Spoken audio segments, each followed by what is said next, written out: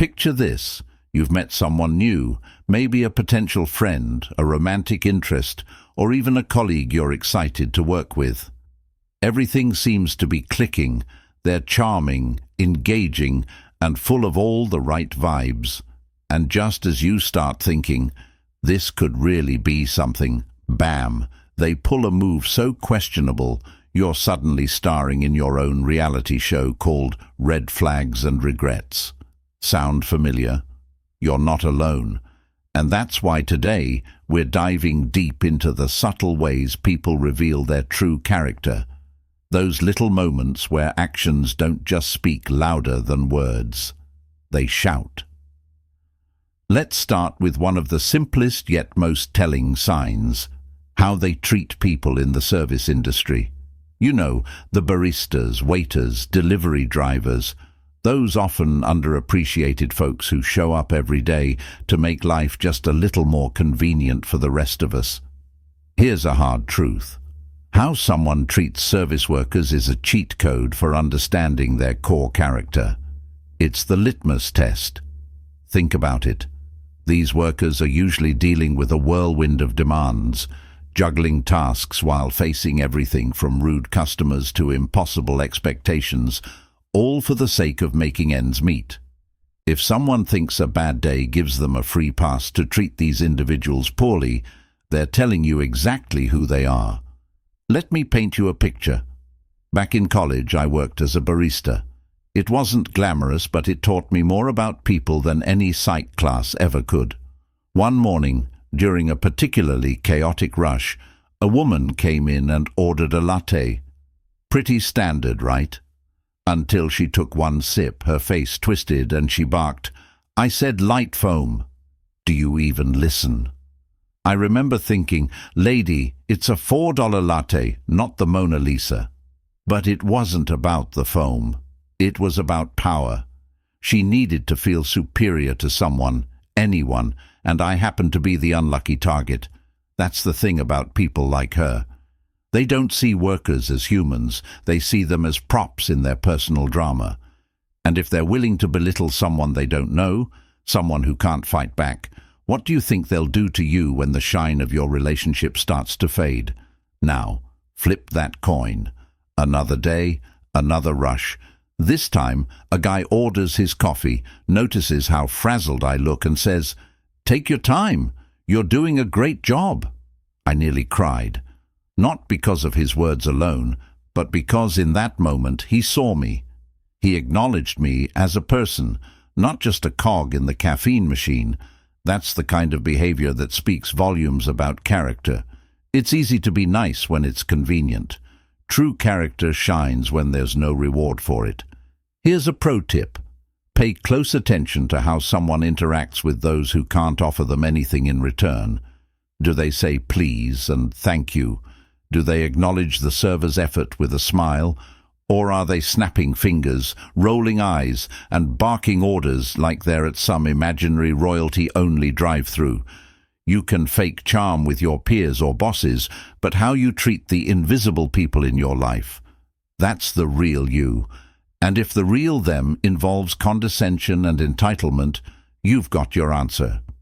Now, let's shift gears to another often overlooked insight into someone's character, how they treat animals. Imagine you're walking through the park and a stray dog approaches. Do they instinctively reach out with kindness, or do they shoo it away like it's an inconvenience? You'd be surprised how much this simple scenario reveals. Animals are innocent. They don't care about your resume, your bank account, or your social clout. They just want food, affection, and safety.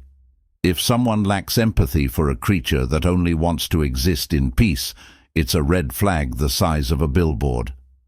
I once knew someone who seemed perfectly normal, chill even. That is, until we were at a barbecue and a dog wandered too close. He nudged the dog away with his foot, hard, and then laughed when it yelped. Everyone froze, but he just shrugged and said, "Relax, it's just a dog." That moment, it was like watching a mask slip. It wasn't about the dog, it was about his lack of empathy, plain and simple. Let's just say I started seeing his behavior in other areas differently after that. On the flip side, I once dated someone who went out of their way to rescue a stray kitten. We were walking home, and he stopped mid-step to coax the tiny, trembling thing out from under a car. The next day, he took it to the vet and found it a home. It wasn't just the act itself, it was the way he cared, the way he saw value in a life that many others would have walked past without a second thought. That's character. It's about showing kindness, not for what you gain, but because it's the right thing to do. Here's the thing, these moments aren't about being a pet lover or a coffee connoisseur. They're about recognizing and valuing life, whether it's the barista making your drink or a stray animal looking for a bit of love. These are the small, seemingly insignificant actions that reveal a person's soul. If someone can't muster basic decency in these scenarios, what does that say about how they'll treat you when things get tough? The truth is, you don't need someone to tell you who they are. Their actions will do it for them, if you're paying attention. If you really want to uncover someone's true colors, you have to observe how they react to other people's success. Think about it. It's easy to cheer for yourself, to feel on top of the world when you're the one hitting milestones. But the real test comes when the spotlight shifts to someone else. Does their face light up with genuine joy, or does a flicker of envy cross their eyes? It's in these moments that people show you whether they're team players or quietly rooting for their own victory while secretly hoping for your loss. Let me tell you a story. A few years ago, one of my closest friends landed her dream job. It was the kind of opportunity she'd been working toward for years. Late nights, sacrifices, the whole 9 yards. When she called me to share the news, I felt this weird twinge of envy creep up alongside my happiness for her. That little voice in my head whispered, "Why not me?" But I caught myself. I made a choice. Instead of letting envy take over, I threw her a dinner party to celebrate. I hyped her up to anyone who'd listen. And you know what? It felt amazing. Her success didn't take anything away from me. It reminded me what was possible and that my turn would come. Not everyone handles these moments the same way.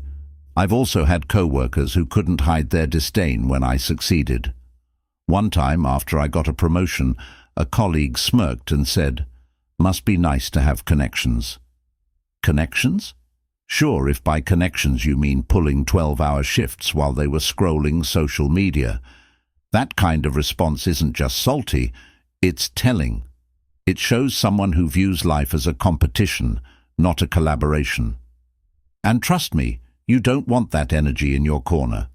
Here's the thing. People with good character don't feel diminished by someone else's wins. They're secure enough in their own journey to clap loudly for others. They understand that success isn't pie. Just because someone else gets a slice doesn't mean there's less for you. Meanwhile, those who sulk, dismiss, or criticize, they're showing you their insecurity loud and clear. And that insecurity, it's contagious. It breeds resentment, doubt, and negativity in relationships. Here's a pro tip. If you want to know who's truly in your corner, watch how they react when you win. Do they celebrate with you, or do they go quiet, change the subject, or offer backhanded compliments? Those subtle reactions speak volumes.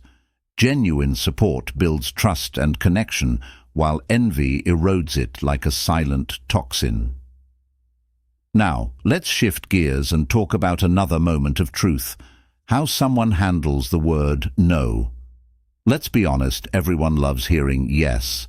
Yes is easy, comfortable, and affirming. But no, that's where the real test begins. It's a boundary, a rejection, a moment where things don't go their way. And how they handle that says everything about their emotional maturity. Have you ever told someone no, only for them to guilt-trip you, lash out, or suddenly act like a victim? I once had a friend, let's call her Sarah, who invited me to brunch. I had a lot going on that weekend and had to decline. Her response, "Oh, okay. I guess I just won't bother inviting you next time." Excuse me? It was brunch, not a Supreme Court summons. That kind of reaction isn't about the event, it's about control. People who can't handle no aren't just being dramatic, they're revealing that they value power over respect. They'd rather guilt or manipulate you into compliance than accept your boundaries. It's not just in friendships either. I've seen it at work. One time, my boss, let's call him Jeff, asked me to take on a last-minute project. I was already drowning in deadlines, so I politely said, "I can't give this the attention it deserves right now without compromising my other commitments." Jeff's response, a loud sigh, followed by a week of passive-aggressive silence. It was a grown-up version of a toddler tantrum, and honestly, it said more about him than any feedback form ever could. Here's what people need to understand. Boundaries are not personal attacks. They're acts of self-preservation. Someone saying no isn't rejecting you, they're prioritizing themselves. And the people who can't handle that, they're showing you that their respect for you is conditional, only valid when it aligns with their agenda. On the flip side, someone who handles no with grace is a gem. They respect your limits, adapt, and don't hold it against you. That kind of maturity fosters trust and deepens relationships. It's a quiet reassurance that they value you as a person, not just as a means to an end. But let's be honest, have you ever been on the other side of this equation? Have you ever struggled to handle someone else's no? I have. Once I asked a friend to help me move, and when she said she couldn't, I felt this pang of disappointment. I almost let it turn into annoyance, but then I stopped. Her no wasn't about me. It was about her priorities. And that's okay. Growth is recognizing that other people's boundaries don't revolve around your needs. The next time someone says no, pay attention to your reaction. Are you respecting it, or are you resisting it? Because how you handle boundaries doesn't just reflect your character, it shapes your relationships. Strong, healthy connections are built on mutual respect, not guilt trips or power plays. And speaking of boundaries, let's talk about one of the sneakiest red flags out there: humor. Yep, jokes can be a window into someone's true character. Think about it. Humor is often where people let their guard down. It's where their unfiltered thoughts peek through, disguised as punchlines. But not all jokes are created equal. Some jokes bring people together. They're clever, kind, and inclusive. Others, they're cutting, mean-spirited, or downright offensive. And here's the thing. When someone says relax, it's just a joke, it rarely is. It's often a cover for something they don't have the courage to say outright. Let me give you an example. I once worked with a guy, let's call him Todd, who loved to joke around. At first it seemed harmless, even funny, but over time I noticed a pattern. His jokes always had a target, and it was never someone in power. It was the interns, the shy co-worker, or the person who couldn't defend themselves. One day he made a crack about an intern's accent, and when the room went silent he said, "Oh, come on, it's just a joke." But it wasn't. It was mean, and that moment showed me exactly who Todd was. Humor can be a powerful tool for connection, but it can also be a weapon. The question is, how is it being used?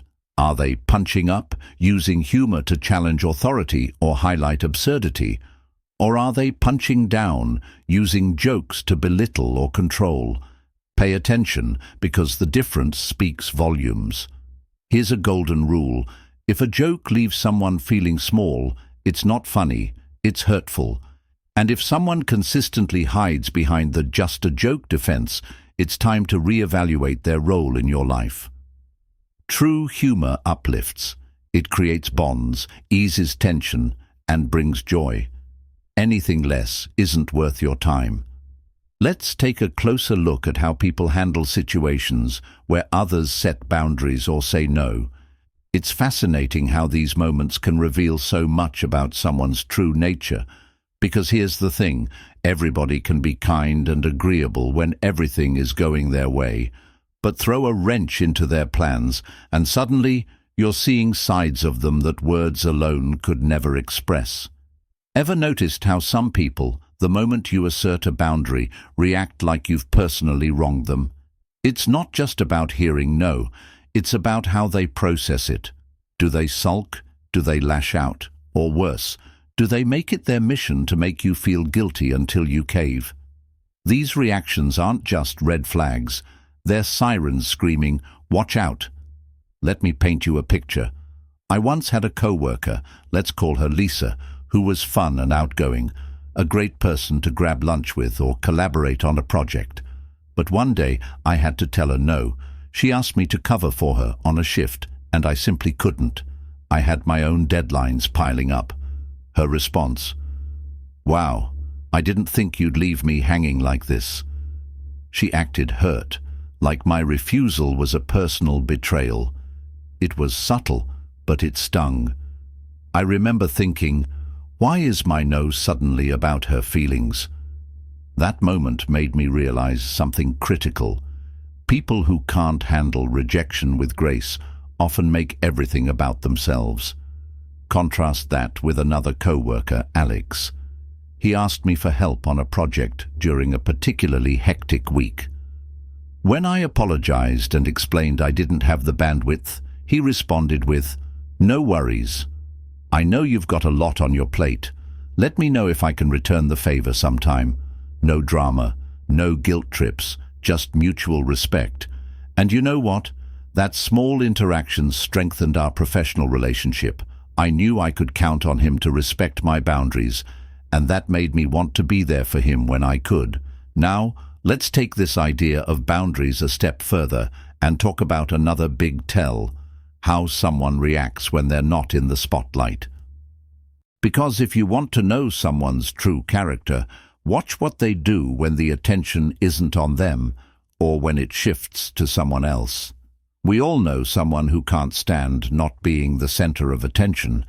Maybe it's that friend who always has to one-up your stories, turning every conversation into a competition, or that co-worker who dismisses your ideas but suddenly starts presenting them as their own in front of the boss. These behaviors are more than annoying. They're revealing. They show insecurity, a need for validation, and an inability to genuinely celebrate others. I remember a friend's engagement party where another guest, let's call her Megan, spent the entire evening complaining about how tacky she thought destination weddings were. Never mind that the couple had just announced their plans for a destination wedding. It wasn't about her preferences. It was about her discomfort with not being the center of attention. Instead of celebrating their joy, she made it about herself. And honestly, it left everyone wondering, why is she even here? Here's the truth. People who can't handle someone else's success aren't just insecure. They're dangerous to your peace. Their envy can turn into subtle sabotage, whether it's undermining your confidence with backhanded compliments or minimizing your achievements to make themselves feel better. And over time, that negativity chips away at your energy and self-esteem. On the flip side, someone who can genuinely celebrate your wins. Hold on to them. They're the ones clapping for you in the front row, even when their own lives feel a little off track. I once had a mentor who exemplified this beautifully. Whenever I hit a milestone, no matter how small, she'd send a handwritten note or give a heartfelt shout-out in meetings. It wasn't performative, it was genuine. Her support made me want to work harder, not just for myself, but because I knew I had someone rooting for me. That's the power of character. Now here's another critical observation that often gets overlooked: how people handle humor. Because let's face it, jokes aren't always just jokes. They can be subtle ways of revealing insecurities, prejudices, or even resentment. Humor, when used thoughtfully, can connect people, ease tension, and brighten a tough day. But when it's weaponized, it's a whole different story. I had a co-worker once who prided himself on being the funny guy. He always had a quip ready, and at first it seemed harmless. But over time I noticed a pattern. His jokes always came at someone else's expense, never his own, and never directed at anyone with authority. He'd tease the interns about their inexperience, make jabs at someone's appearance, or joke about mistakes in a way that wasn't constructive but humiliating. One day, after he made a particularly cutting remark about an intern's accent, the room went silent. Someone finally called him out, and his response: "Relax, it's just a joke." But was it? Because it didn't sound like humor. It sounded like a thinly veiled insult dressed up in laughter. Contrast that with a friend of mine who has this incredible ability to make people laugh without making anyone the butt of the joke. She uses humor to connect, not to divide. One time, during a stressful group project, she cracked a joke about how we all looked like extras in a zombie apocalypse movie. It was light-hearted, inclusive, and exactly what we needed to break the tension. That's the kind of humor that builds bridges instead of burning them. Here's the deeper takeaway. Humor is a tool, and how someone uses it tells you a lot about their values. Are they using it to lift others up, or are they punching down to feel superior? Pay attention to their jokes, because behind every laugh is a glimpse of what they truly believe. These little moments, how someone reacts to boundaries, success, or even a simple joke, might seem insignificant, but when you put them together, they create a mosaic of someone's character. And once you start noticing these things, it's hard to unsee them. Let's dig into something fascinating: how people handle situations where they're told no. It's one of the most revealing tests of character, yet it's so often overlooked. Everyone loves hearing yes. Yes makes people feel good, validated, and in control.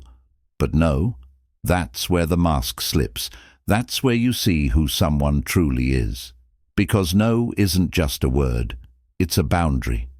And how someone reacts to boundaries tells you everything you need to know about their respect, emotional maturity, and sense of entitlement. Have you ever said no to someone and watched their demeanor shift like the flip of a switch? I have. I once had a co-worker, let's call her Lisa, who was the life of the office.